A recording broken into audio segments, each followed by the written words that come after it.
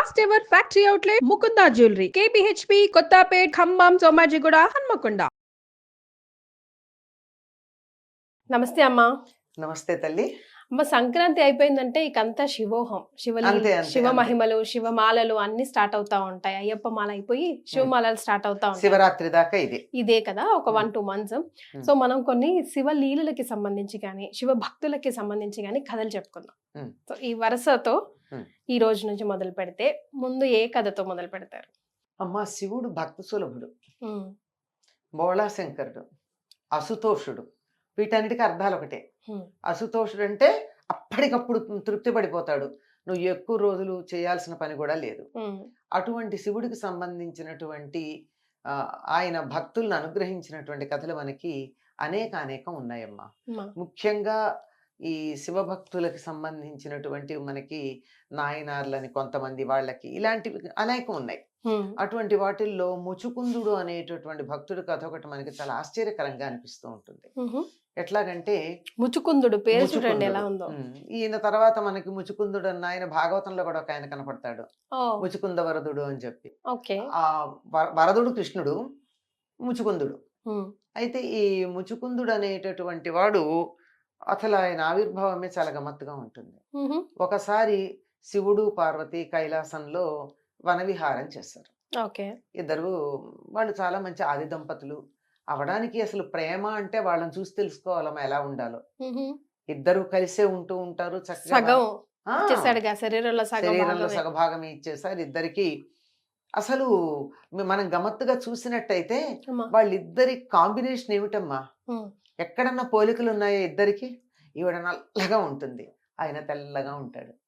ఆయన తెల్లగా ఉంటాడు కర్పూర గౌరాంగుడు, కర్పూరం లాగా తెల్లగా మెల్లమెలా మెరిసిపోతూ ఉంటాడు. బ్లూ కలర్ వేస్తారు ఎందుకు చిత్రపటాల్లో? తప్పు ఏదో అలా మన ఆడవాళ్ళందరూ తెల్లగా ఉన్నట్టు మగవాళ్ళంతా నల్లగా ఉన్నట్టు వేయడం ఒక అలవాటు అయిపోయింది. కానీ శివుడు తెల్లగా ఉంటాడు, కర్పూరం లాగా మెల్లమెల్లమెలా మెరిసిపోయే తెలుపు. అందువల్ల ఆయన కంఠంలో ఆ నల్లని మచ్చ చాలా బాగా స్పష్టంగా కనపడుతుంది అనమాట. అమ్మవారు నల్లగా నిగనిగలాడుతూ ఉంటుంది, చాలా అందగత్తే, నలుపే నాణ్యం. అలాంటి ఆవిడ, వీళ్ళిద్దరు పైగా ఆయనేమో ఒళ్ళంతా పాములు గేములు, ఆ వ్యవహారం బూడిద అవి. ఈవిడేమో రాజకుమార్తె, చక్కని నగలు, అందంగా మంచి వస్త్రాలు, జిలుగు వస్త్రాలు, ఇవన్నీ ఉంటాయి. ఇలాంటి వీళ్ళిద్దరికి ఒకళ్ళంటే ఒకళ్ళు ఎంత ప్రేమ అంటే, అది ప్రేమకి ఈ భౌతికమైనటువంటి అంశాలు గాని తర్వాత అలంకారాలు గాని ఏవి కారణం కాదు అని చెప్పడానికి వాళ్ళిద్దరే ఉదాహరణ. అన్నిటికీ అతీతం అసలు ఈ ఆనందం వాళ్ళిద్దరిది చెప్పడానికి వీలేదు. ఇద్దరికి నృత్యం అంటే ఇష్టం, ఆయన తాండవం చేస్తే ఈవిడ లాస్యం చేస్తుంది. ఈ ఇద్దరు కూడా అన్నమాట చక్కగా అనుకూలంగా అలా విహారం. కానీ మనం కొన్ని కాంబినేషన్స్ చూసినప్పుడు అమ్మా, అసలు వీళ్ళకి ఎలా మ్యాచ్ అయిందో, ఎలా సెట్ అయిందో, ఎలా ఒప్పుకున్నారో అనుకుంటాం. అవును, ఇదిగోండి ఇలాగే ఇంతే శివపార్వతుల్లాగా. శివపార్వతులు ప్రేమ గుడ్డిది, అసలు ప్రేమ గుడ్డిది కాదు, ప్రేమ చాలా అతీతమైనటువంటిది, వాటన్నింటికి చాలా పవిత్రమైనటువంటిది. అసలు అది అన్నింటినీ ప్రతి దానిని కూడా తనలో కలుపుకునేటటువంటిది ప్రేమ. అలాంటి వీళ్ళిద్దరు అలా విహారం చేసి చేసి చేసి చేసి చాలా సాయంత్రం అయిపోయింది. ఒక బిల్వ వృక్షం కింద విశ్రాంతి తీసుకుంటున్నారు. తీసుకుంటే పార్వతీదేవుల్లో తలపెట్టుకుని అలా అలా విశ్రాంతిగా ఆయన రిలాక్స్ అవుతుంది, విశ్రాంతి తీసుకుంటారు. ఆ సమయంలో ఒక కోతి ఆ కైలాసంలో అటు నుంచి ఇటు నుంచి ఎరుగుతూ కొమ్మల మించి వస్తూ వీళ్ళిద్దరూ ఉన్నటువంటి చెట్టు మీదకి వచ్చింది.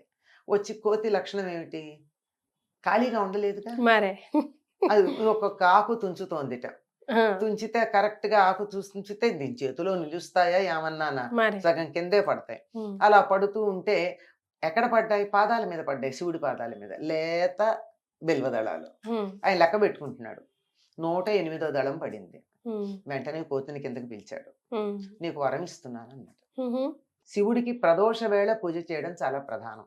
ప్రదోషం అంటే సూర్యాస్తమయానికి కొంచెం ముందు సూర్యాస్తమయం అవుతూ ఉండగా, అంటే రాత్రి కాకుండా ఉండేటటువంటి సంధ్యా సమయం, సాయం సంధ్యా సమయం. ఆ సమయంలో 108 బిల్వపత్రాలు తప్పటికప్పుడు చెట్టు నుంచి కోసి నిన్నటిది మొన్నటిది తీసుకొచ్చి దాచిపెట్టింది కాదు, దాంతో పూజ చేసింది. ఆయన బోళాశంకరుడు కదా, పూజ కూడా చేయలేదు అసలు, అది పూజ ఆడుకుంది. చేయలే, అది పడింది ఆయన కాళ్ళ ఉమ్, మీద. ఉమ్, ఆయన బోళాశంకరుడు కదా, మరే. తనకి ఇష్టమైంది దొరికింది. ఉమ్, కావాలని ఇచ్చిందా, బలవంతంగా ఇచ్చిందా, ఇష్టం లేకుండా ఇచ్చిందా కాదు, తనకి ఇష్టమైంది ఇచ్చింది అంతే. ఉమ్, తృప్తి పడ్డాడు. తృప్తి పడి పిలిచి, 108 బిల్వదళాలతో నన్ను పూజించావు కదా ప్రదోష వేళ, నాకు ఇష్టమైన సమయంలో, అందులో నేను చాలా పార్వతీదేవితో కలిసి విహారం చేసి ఆనందంగా ఉన్న సమయంలో పూజించావు కదా నన్ను, 1008 సంవత్సరాలు నువ్వు భూలోకంలో చక్రవర్తివై భూమిని పరిపాలిస్తావన్నాడు. ఉమ్. గొల్లున ఏడ్చింది ఆ కోతి. ఓ. ఎందుకు ఏడుస్తున్నావు, నీకు ఇంత మంచి వరం ఇస్తే అన్నాడు. ఉమ్, భూలోకంలోకి ఎందుకు వెళ్ళాలయ్యా, కైలాసంలో ఇలా నిన్ను చూసుకుంటూ ఇక్కడ ఉండే అదృష్టాన్ని వదులుకుని మరే. నేను భూలోకంలోకి ఎందుకు వెళ్ళాలి, పనిష్మెంట్ ఇప్పుడు దానికి. నాకు అది పనిష్మెంట్ కదా. కాదు, నన్ను ఎవరైతే ప్రదోష వేళ బిల్వ పత్రాలతో అర్చిస్తారో వాళ్ళకి ఈ ఫలితం ఉంటుంది అంతే, నేను చేయగలిగింది ఏం లేదన్నాడు. ఉమ్, కర్మ సిద్ధాంతం, మరే. మనం మంచి చేస్తే మంచి ఫలితం, చెడు చేస్తే చెడు ఫలితం. ఈ ఫలితం తప్పదు. అక్కడుండి కూడా నువ్వు అంటే ఒకటి అడిగాడు, ఉమ్, అక్కడుంటే కూడా నీ మీద నా భక్తి పోకుండా ఉండేటట్టు, భక్తి నాకు గుర్తుండేట్టు వరమియ్యి, సరే నీ మాట ప్రకారం నేను భూలోకానికి పెడతాం.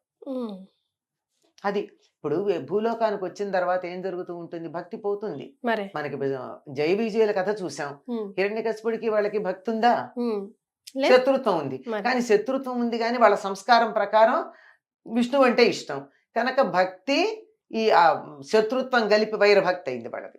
అట్లా కాకుండా నాకు భక్తి ఉండేటట్టు చూడమన్నాడు. ఉమ్, సరే అనుగ్రహించాడు. ఈయన భూలోకంలో ముచుకుందుడు అనే రాజుగా పుట్టాడు. ఇంద్రుడితో సమానమైనంత వైభవంతో రాజ్యాన్ని పరిపాలించాడు. వావ్. పైగా ఇంద్రుడు ఆయనకి స్నేహితుడు.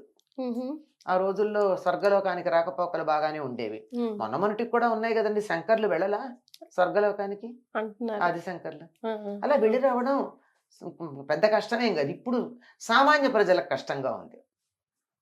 అప్పుడు కూడా అందరూ వెళ్ళారా, ఇలాంటి భక్తి కలిగినటువంటి వాళ్ళు, శక్తి కలిగినటువంటి వాళ్ళు మాత్రమే వెళ్ళేవారు. అమ్మ. సరే ఇంద్రుడితో కలిసి ఏదో యుద్ధానికి కావాల్సి వస్తే సహాయం చేశాడు. సహాయం చేశాక ఇద్దరు కలిసి ఆ ఇంద్రలోకంలో, స్వర్గంలో అలా విహారం చేసి సాయంకాలం అయ్యేటప్పటికి చక్కగా ఆకాశగంగలో స్నానం చేసి, ఉమ్, ఈయన అందరూ అప్సరస్సులు వాళ్ళందరూ సేవించుకుంటూ ఉన్నారు ఈయనకి. ఉమ్, ఇలా చేసుకున్నాక ఆకాశగంగలో స్నానం చేసి ప్రదోష వేళ శివ పూజకు వెళ్ళారు వీళ్ళు. ఉమ్, సాయం సమయంలో కదా శివుడి పూజకి ఇష్టమైన సరైనటువంటి సమయం. వెళ్ళారు. అక్కడ ఈయనకి స్వయంభూ అయినటువంటి సోమస్కందమూర్తి ఉంది. సోమస్కందమూర్తి అంటే సా ఉమా స్కంద. ఓకే. సా అంటే కూడుకున్న, ఉమా పార్వతీదేవితో, స్కంద అంటే స్కందుడితో కూడుకున్నటువంటి మూర్తి. ఉమ్, అంటే శివపార్వతులు, ఇటుపక్క గణపతి, ఇటుపక్క కుమారస్వామి ఉన్నది. మనకి తరచుగా గణపతి ఉన్నటువంటి బొమ్మలు కనపడతాయి కానీ కుమారస్వామి ఉన్నటువంటి దక్షిణ దేశంలోనే కనపడతాయి. చాలా తక్కువ. అవునమ్మా. దక్షిణ దేశం అంతా సోమాస్కందమూర్తే ప్రధానం వాళ్ళకి. ఉమ్, ఆ సోమాస్కందమూర్తి ఉంది ఈయన దగ్గర. దానికి పూజ చేశాడు. పూజ చేసిన తర్వాత ఈయనకి అసలు తన్మయత్వం ఒళ్ళు తెలియదు. శివభక్తి ఆ సోమాస్కందమూర్తిని చూడంగానే ఆనందంతో తన్మయమైపోయి దాంట్లో లీనమైపోయి ఆ భక్తిలో అలా ఉండిపోయాడు ఈ ముచుకుందుడు. ఉమ్, అంతా అయ్యాక, మిత్రమా నీ వల్ల నాకు ఇంత మేలు జరిగింది, నువ్వేదన్నా కోరుకుంటే కోరిక తీరుస్తా అన్నాడు. ఉమ్. ఇలా ప్రమాదాల్లో పడతారు. ఓ.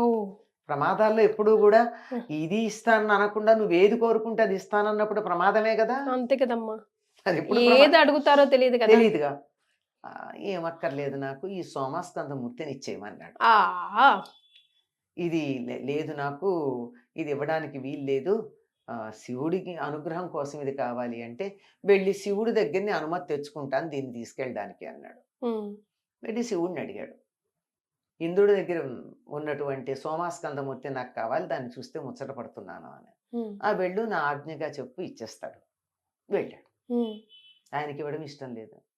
ఓకే. ఇస్తానని అన్నాడు. ఉమ్, అందుకని విశ్వకర్మని పిలిచి దీనికి ఒక నకలు చేయించాడు. ఉహుహుం, అది పట్టుకెళ్ళాడు. ఉమ్, శివభక్తులు కూడా కొన్నిసార్లు అంత బోళాగానే ఉంటారు, ఉమ్, ఆలోచించరు.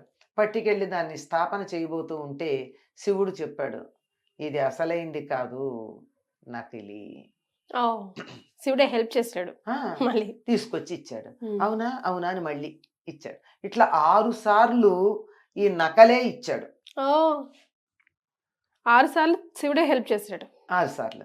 6వ సారి వచ్చి కొంచెం కోపం కాదు కానీ ఇది తప్పు కదా, శివుడు ఆజ్ఞ కదా, శివుడు ఆజ్ఞ మీరితే శివుడు సంతోషపడతాడా, నాకు అది ఇవ్వు. ఇచ్చాడు.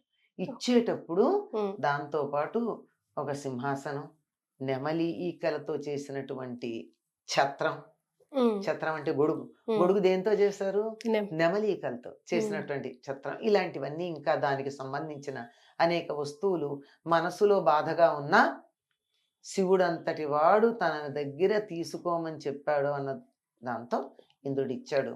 ఈయన తీసుకొచ్చి ఈ ముచుకుందుడు కమలాలయం అనేటటువంటి ప్రదేశంలో దాన్ని పెట్టాడు. ఉమ్, మూల విరాట్టుగా స్థాపించి, అందుకే మనకి తమిళ ప్రాంతం అంతా కూడా సోమస్కందమూర్తిని పూజించేటటువంటి సంప్రదాయం అది. సో ఇప్పుడు మనకంతా ఇక్కడ ఉంది, ఇప్పటికీ ఉందమ్మా. ఇప్పటికీ ఉంది, ఇప్పటికీ ఉందంటారు. అందుకే వాళ్ళకి సోమాస్కందమూర్తి పూజలే ఇష్టం. ఉమ్, మీరు వెళ్ళండి తమిళనాడులో, ఉమ్, సోమాస్కందమూర్తి ఉన్నారా అని వెళ్ళి చూస్తారు. మనం అంటే శివుడు అంటే శివలింగము, పక్కనే అమ్మవారు ఉంటే మనకి చాలు. మరి లేదా గుమ్మంలో ఓ గణపతి, అంతే. ఉమ్, మహా అయితే ఇటు పక్క ఇంకో కుమారస్వామి విడిగా, ఇంతే తప్ప ఒకే ఆసనం మీద శివుడు పార్వతి కుమారస్వామి ఉన్నదన్నమాట ఇది. ఉమ్, ఇది అక్కడ స్థాపించాడు. అప్పటి నుంచి ఆ ప్రాంతం అంతా కూడా సోమాస్కందమూర్తిని పూజించడం మనకి అలవాటుగా వచ్చిందంటే, శివుడికి పూజ చేస్తే ఉమ్, తెలిసి చేసినా తెలియక చేసినా ఆయనకి ఒక్క మారేడు దళం అర్పిస్తే అంతటి శక్తి ఉంటుంది. ఆయన 108 దళాలు అర్పించాడు గనక 1008 సంవత్సరాలు చక్రవర్తిగా పరిపాలన చేశాడు. ఉమ్, ఇప్పటికా కమలాలయ అన్నది దాన్ని త్యాగే తర్వాత ఆ సోమాస్కందమూర్తిని త్యాగేశ్వరుడు అన్న పేరుతో పిలుస్తారట. ఓ, ఈ పేరు మీదే మనకి త్యాగరాజు మొదలైనటువంటి పేర్లు వినపడుతూ ఉంటాయి. అవునమ్మా. ఇక్కడ త్యాగం ఏమిటి, వాడు ఏం సాక్రిఫైస్ చేశాడు, ఎందుకు ఆ పేరు పెట్టారు అని అంటారు. ఉమ్, త్యాగేశ్వరుడు అనబడేటటువంటి స్వామి యొక్క అనుగ్రహం ఉన్నటువంటిది అని అర్థం అక్కడ. ఉమ్, ఉమ్, ఆ విధంగా అక్కడికి వచ్చాడు శివుడు. ఎంత బోలాశంకరుడో చూడండి. ప్రదోష వేళ బిల్వదళాలతో పూజిస్తే 1008 సంవత్సరాలు భూలోకంలో పరిపాలన చేస్తాడని. అంతవరకు పర్వాలేదు కానీ ఉమ్, ఈయన కోరిన కోరిక తీర్చడానికి ఇంద్రుని ఆజ్ఞాపించి అది నకిలీ ఇస్తే ఈయనే సాక్ష్యం చెప్పి చెప్పి కరెక్ట్. ఇది సరైంది కాదు అని చెప్పి మళ్ళీ తెచ్చుకోమని చెప్పాడు. అంచేత శివుడు తొందరగా అనుగ్రహిస్తాడు. చాలా తేలిక శివానుగ్రహం పొందడం. ఎస్. సో మనం చెప్పుకోబోయే ఈ శివ స్టోరీస్ లో మొదటి స్టోరీ ఇది. ఇదమ్మా. చాలా సంతోషం అమ్మా, ధన్యవాదాలు. నమస్తే అమ్మా.